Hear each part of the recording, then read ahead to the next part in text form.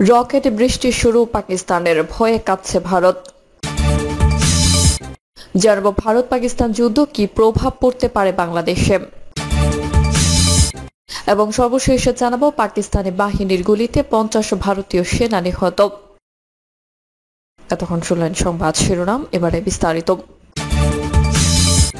Rocket বৃষ্টি শুরু, পাকিস্তানের ভয়ে কাঁপছে ভারত। এবার পাল্টা হামলা শুরু করেছে পাকিস্তান। বৃহস্পতিবার রাতে পরপর বিস্ফোরণে কেঁপে উঠেছে ভারত। আখনুর সাম্বার মতো জায়গায় বাজছে সাইরেন। আন্তর্জাতিক সীমান্ত অতিক্রম করে একাধিক রকেট উড়ে এসেছে ভারত সীমানায়। ভারতের আকাশ প্রতিরক্ষা ব্যবস্থাকে পাকিস্তানি হামলা প্রতিহত করতে সক্রিয় করা হয়েছে।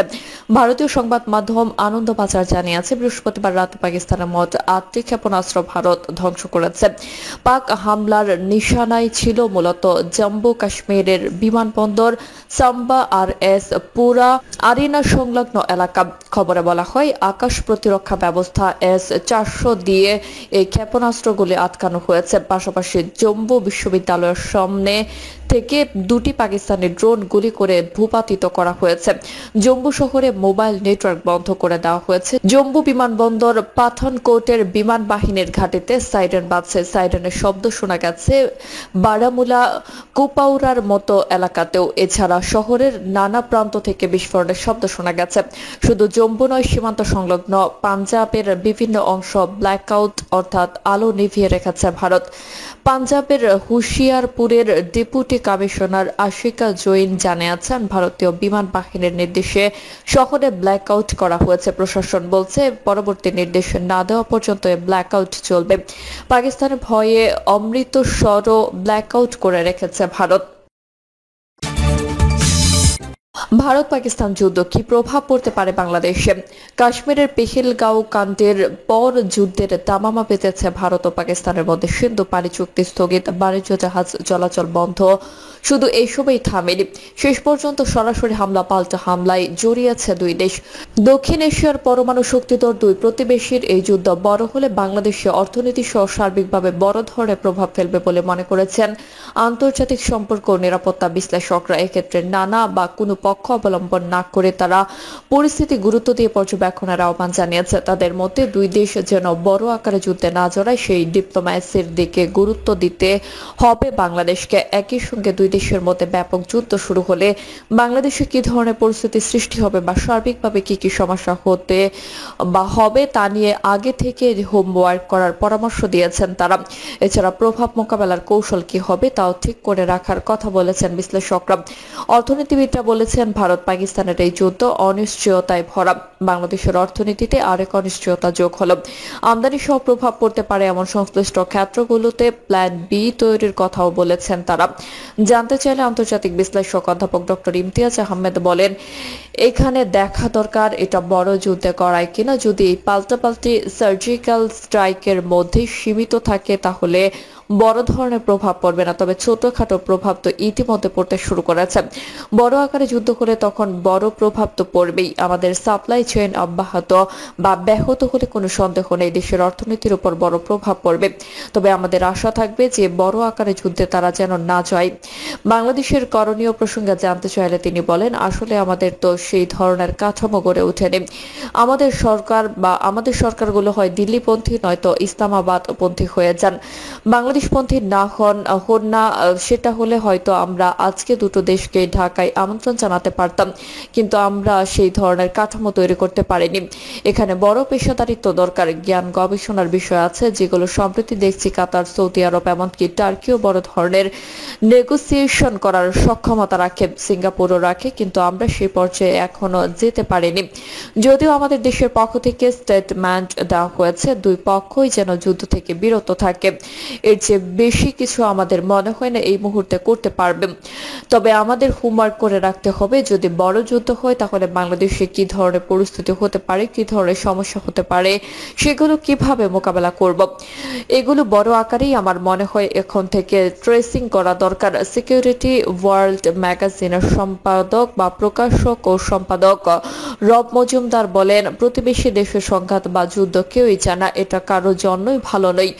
তিনি আরো বলেন, বাংলাদেশ পট পরিবর্তনের পর পাকিস্তানের সঙ্গে আমাদের একটা ভালো বোঝাপড়া চলছিল, বিভিন্ন বিষয় নিয়ে আলাপ আলোচনা হচ্ছিল, ওদের লোক আসছিল বা আমাদের লোক যাচ্ছিল। আমার মনে হয় এটাতে একটু স্থবিরতা এসেছে এবং আসতে পারে। আমরা আমদানি বাণিজ্য শুরু করেছিলাম, সেটাও ক্ষতিগ্রস্ত হবে। আর পথ পরিবর্তনের পরে দিল্লি তো একটা জটলা লেগেই আছে। রব মজুমদার বলেন, আমাদের একটা উদ্বেগের মধ্যে থাকতে হচ্ছে, দুদেশের কাছেই তো পারমাণবিক অস্ত্র আছে। তিনি বলেন, আমি মনে করি বাংলাদেশে কোনো পক্ষই নেওয়া উচিত নয়। যদি সম্ভব হয় কিভাবে যুদ্ধ বন্ধ করা যায় সে বিষয়ে নেগোসিয়েশন করা যেতে পারে। দুই পক্ষকে শান্ত রাখার ডিপ্লোমেসি গুলো বাংলাদেশ করতে পারে। আমরা হয়তো তেমন নেগোসিয়েটর নই, কিন্তু এটা করার ক্ষেত্রে আমাদের অনেক পথ আছে। আমরা বিভিন্ন মাধ্যমে পরামর্শ দিতে পারি, সেটা নিয়ে আমাদের কাজ করতে হবে। কারণ পাশের বাড়িতে আগুন লাগলে আপনি তো ভালো থাকবেন না। এ বিষয়ে ভূ রাজনীতি বিশ্লেষক জেনারেল শামীম কামাল বলেন, এটা সর্বাত্মক যুদ্ধের দিকে যাওয়ার আশঙ্কা আমি আশা করি হবে না। কারণ ডোনাল্ড ট্রাম্প থেকে শুরু করে বিশ্ব নেতারা এটা নিয়ে বলেছেন। কিন্তু যদি এটা কোনোভাবে সর্বাত্মক যুদ্ধের দিকে টান নেয় তাহলে এটা ভয়াবহ ঘটনা হতে পারে। তিনি বলেন, প্রতিবেশীর কোনো ধরনের ক্ষয়ক্ষতি হলে তার প্রভাব তো প্রতিবেশীর উপর পড়বেই।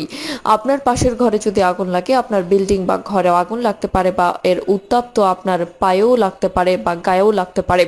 এটা খুবই স্বাভাবিক। তিনি আরো বলেন, বাংলাদেশ অতীতে কোনো দিনেই কোনো পক্ষ নেয়নি। বাংলাদেশের জোট নিরপেক্ষ আন্দোলনের যে চেতনা সেটা ফলো করতে হবে। এখানে কোনো পক্ষ নেওয়া নির্বুদ্ধিত হবে।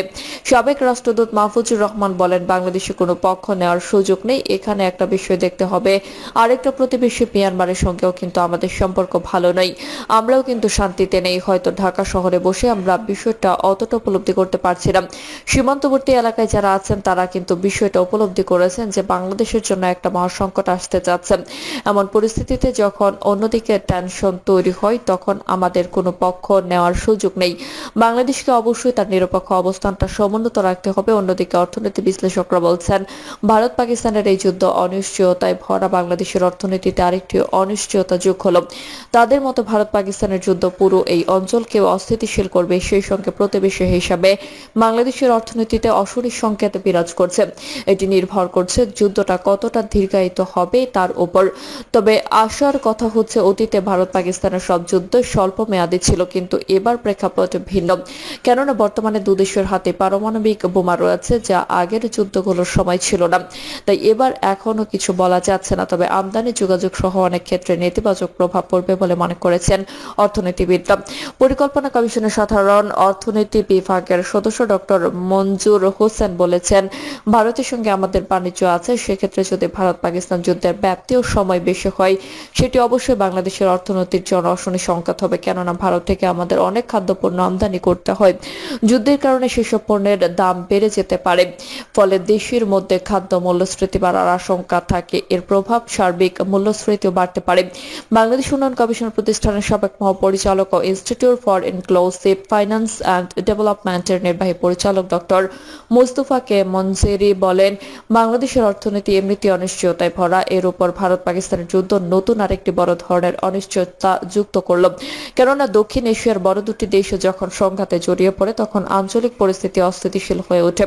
এর নেতিবাচক প্রভাব অবশ্যই প্রতিবেশী হিসেবে আমাদের দেশে পড়বে। ভারত থেকে আমাদের প্রচুর খাদ্যপণ্যের ক্ষেত্রে আমরা ভারতের উপর নির্ভরশীল। বলা যায়, যুদ্ধ বেশি দিন চললে এসব পণ্যের দাম বেড়ে যাবে। এই যুদ্ধের ফলে আমাদের দেশীয় কর্মসংস্থান কম বেশি, সঙ্গে যোগাযোগ ব্যবস্থায় ব্যাঘাত ঘটবে। জাহাজ, বিমান সহ সব ধরনের যানবাহনের ভাড়া বাড়বে, পণ্য আমদানির খরচ বাড়বে। দেশের অর্থনীতিতে বড় ধরনের নেতিবাচক প্রভাবের শঙ্কা আছে। দেশীয় বিনিয়োগ প্রবৃদ্ধি এমনিতে স্থবির অবস্থায় আছে। এর উপর আঞ্চলিক সংঘাত দেশের অর্থনীতিকে আরো বেশি দুর্দশাগ্রস্ত করবে। বিশ্ব ব্যাংক ঢাকা অফিসের সাবেক lead economist doctor Zahid Hossain বলেন, ভারতের সঙ্গে আমাদের অনেক বাণিজ্য আছে। বিশেষ করে আমরা অনেক বেশি আমদানি করি, রপ্তানি করি কম। আমরা খাদ্যপণ্য, শিল্প উৎপাদন পণ্য, বিশেষ করে সুতা, তুলা, কাপড়, অ্যাক্সেসরিজ, পেঁয়াজ ইত্যাদি আমদানি করে থাকি। যুদ্ধের কারণে যদি উৎপাদন ব্যাহত হয় তাহলে ভারত রপ্তানির চেয়ে দেশের মানুষের চাহিদা মেটানোর প্রতি বেশি নজর দেবে। তখন যদি হঠাৎ করে রপ্তানি বন্ধ করে তাহলে আমাদের জন্য সমস্যা হবে। তাই আমদানিকারকদের প্ল্যান বি তৈরি করতে হবে, অর্থাৎ বিকল্প বাজার খুঁজে রাখতে হবে। পরিস্থিতি খারাপ হলে যাতে ওই সব বাজার থেকে আমদানি করা যায়। এর আগে 48, 65, 71 সর্বশেষ কার্গিল যুদ্ধ বেশি দিন স্থায়ী হয়নি, 2-4 সপ্তাহ স্থায়ী ছিল। কিন্তু তখন কারো হাতে পারমাণবিক পারমাণবিক অস্ত্র ছিল না। এখন তো দু দেশের হাতে এই অস্ত্র আছে। একবার যদি কোনো দেশে টিপ দেয় তাহলে অপর দেশও টিপ দেবে। এর কারণে ভয়াবহ বিপর্যয় নেমে আসবে। তাই সরকারকে কূটনৈতিকভাবে প্ল্যান বি করা উচিত, যাতে কোনো দেশের পক্ষে সমর্থন না দিয়ে নিরপেক্ষ থাকা যায়। জাতিসংঘের কোনো আলোচনা হলে নিরপেক্ষ অবস্থান বজায় রাখতে হবে। এই বিষয়ে ঢাকা চেম্বারের সভাপতি তাসকিন আহমেদ বলেন, Dhaka chamber of commerce and industry DCCI উদ্বেগের সঙ্গে লক্ষ্য করছে যে ভারত ও পাকিস্তানের সাম্প্রতিক সামরিক উত্তেজনা দক্ষিণ এশিয়ার বাণিজ্য পরিবেশকে অস্থির করে তুলতে পারে। আকাশপথ ও জল সীমান্তে আঞ্চলিক সরবরাহ ব্যবস্থায় ঝুঁকি সৃষ্টি করতে পারে, যার স্বল্পমেয়াদী প্রভাব বাংলাদেশের বাণিজ্যের উপরও পড়তে পারে। প্রিয় দর্শক, এই ছিল এখনকার সর্বশেষ সংবাদ। আপনি সব সংবাদ পেতে চ্যানেলটি সাবস্ক্রাইব করে বেল আইকনটি ক্লিক করে রাখুন।